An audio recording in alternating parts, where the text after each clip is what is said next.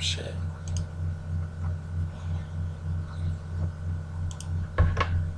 Yo, what's up, y'all? It's your boy bnashnba, aka bnashfiba that bit, and today we are going to be reacting to Chris Paul, a video from First Take that came out a couple hours ago. Chris saying that Chris Paul is not to blame for the Clippers mess. As you guys know, unfortunately, the Clippers lost in the playoffs.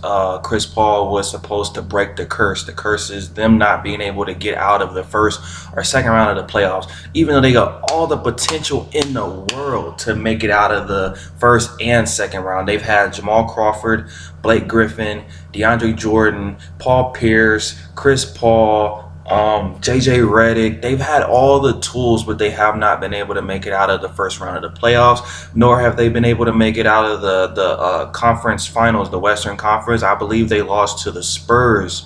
They beat the Spurs. I'm not sure last year. I think they either beat the Spurs or they lost to the Spurs last year. And then they lost in the Western Conference Finals.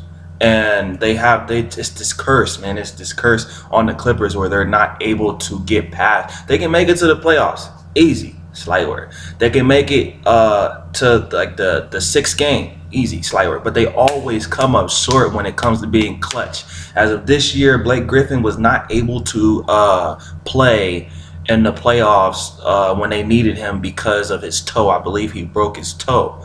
But we will be reacting to First Take, them talking about who's to blame and what's going on with the Clippers. If you guys have any questions or any comments, man, make sure you guys leave it down below.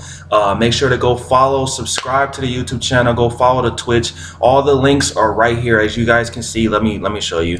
The links are literally right here. Twitter.com/WallyNash2 and Twitch.tv/bnashnba. So make sure you guys go subscribe. I will be consistently doing reaction videos. So if there's any improvements that you guys see that I can make, please let me know, and I will try my best to make those reactions. As of right now, you guys can see I have no green screen, so it's just literally the square. So the last video I made for the Injustice, my square was a little too big. You guys weren't able to see the entire screen for the gameplay. So I will be making little changes on my reaction videos as time goes along, but I will consistently be doing reaction videos. Send me videos to my Twitter, Snapchat, even on Twitch. If you guys post video links, I'll check out all the videos, and I will try to react to the ones that got the best views, the best everybody call it clout, the best clout to it. So I'm not clout chasing, don't get it twisted.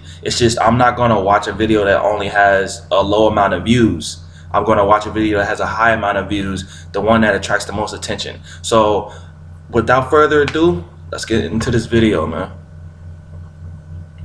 Look, not to be redundant, but let's be real. Nobody's blind. We all know what the disappointing, unflattering, paltry numbers associated with Chris Paul, a.k.a. CP3, actually are. 76 playoff games, 9-time All-Star, universally recognized as one of the best point guards in the game. Best pick and roll point guard in the NBA. Appearance, or a conference finals appearance for that matter.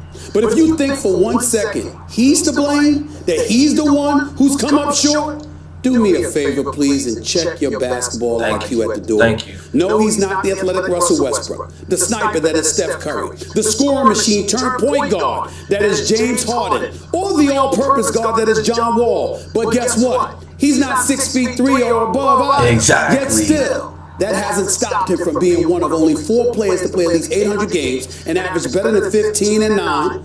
Or averaging 18 and 9 for his career with a 4-to-1 assist-to-turnover ratio and more than 35 minutes per game, while shooting better than 85% from the free throw line for his career. Time and again, he's proven things. 2 things. Athleticism and scoring isn't his forte. But if you need someone to actually run a show, it doesn't get much better than this young brother. Best basketball IQ in the NBA. Basketball people know this. And if Steve Ballmer and Doc Rivers refuse to embrace the obvious, maybe the time has arrived for us all to stop asking what the Clippers should do with CP3 and instead start asking what CP3 should do with the Clippers. At 6 feet It's amazing how much of the onus has been placed on the shoulders of CP3 instead of Blake Griffin. It's also amazing how much Griffin has regressed, whether due to injury or how he's been used by Doc Rivers instead of having elevated his game. Just think about this, y'all. Just pause for a second. Pause for a second.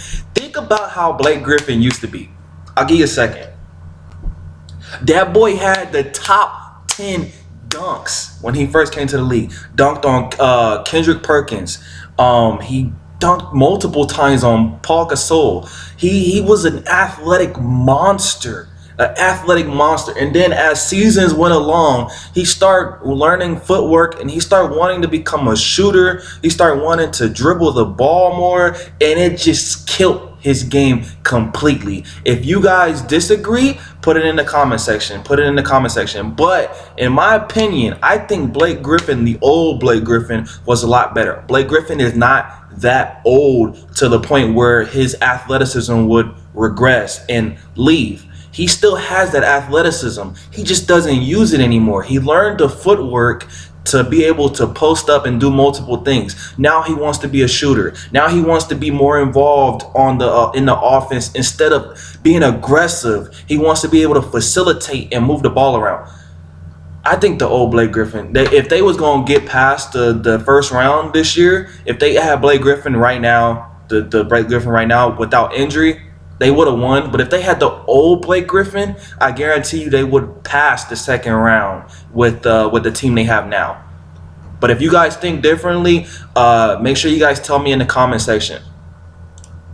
Somehow was held onto for dear life rather than moved before February's trading deadline expired. Add to that DeAndre Jordan's inability to hit free throws, JJ Redick's miniature size paired in the backcourt with the already undersized CP3, by the way, and no threat whatsoever offensively in Luke Mbamute, along with a suspect bench production. And what do you have?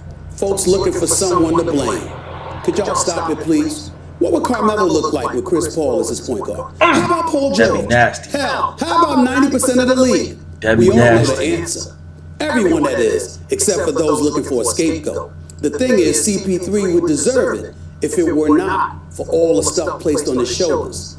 Except it isn't on his shoulders. Now when DeAndre skipped out, not when DeAndre skipped out on Dallas because he wanted to remain in LA, and not when Griffin is looking for $200 million, and certainly not when all of us knows he needs help desperately and can't seem to get it to save his life. Too much on the shoulders of CP3. The brother needs help. That's all. Well, there you go, people. Let me know what you guys think about the video in the comment section. As of right now, my opinion on that is it's not CP3's fault. They would have won if Blake Griffin was not injury prone. If Blake Griffin did not get injured, hold on, wait, let me fix this. There we go. If Blake Griffin did not get injured, they would have won in the playoffs. That's my opinion. I believe that Chris Paul, you know, he had to carry the team. He did a great job with what he did. He is the best basketball IQ pick and roll point guard in the NBA, and I have looked up to him since I was a kid.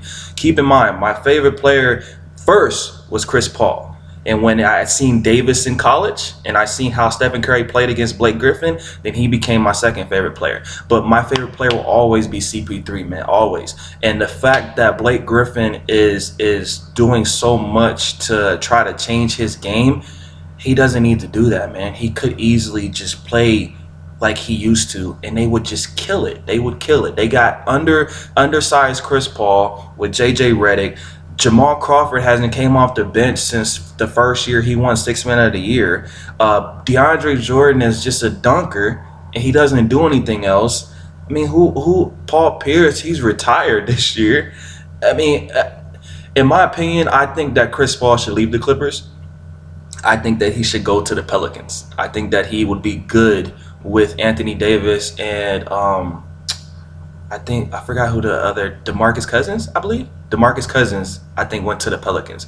I think he would be a perfect asset for that team. All they would need would be a shooter and a small forward, and then maybe a backup point guard that can come behind Chris Paul. But in my opinion, I think Chris Paul is in the wrong place because they're using him the wrong way, man. If you guys think anything different, man, make sure you guys comment in the comment section below. Make sure you guys let me know what you guys think. If you guys even want to, you guys message me on Twitter. I'll try to react and interact with everybody. It's a shame, man. It's a shame. The fact that he had to lose, and he's doing what happened to Allen Iverson. I want Chris Paul to get a ring. I want him to get a ring, man. He's one of the best point guards to ever play this game, and he hasn't yet won a ring. But let me know what you guys think about the video. I hope you guys enjoyed the video.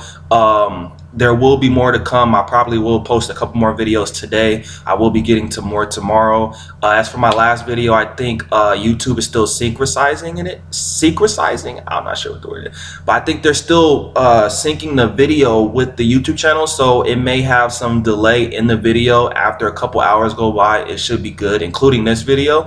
So just keep an eye on that. And I will be doing more reactions to random stuff. It will be sports. It will be gaming. It will be funny shit, variety of shit, whatever videos come my way that are good ass videos, especially with the NBA playoffs. I gotta react to that. The semifinal, just because I'm starting my reaction channel, I will be reacting to the games coming up. So make sure you guys check for the highlights. As soon as they're posted, I get notified, and then as soon as I get notified, I'm gonna stream it for you guys. So make sure you guys stay tuned for that. Love y'all, man. Really appreciate y'all coming through. Make sure you guys follow, and I'm out, man.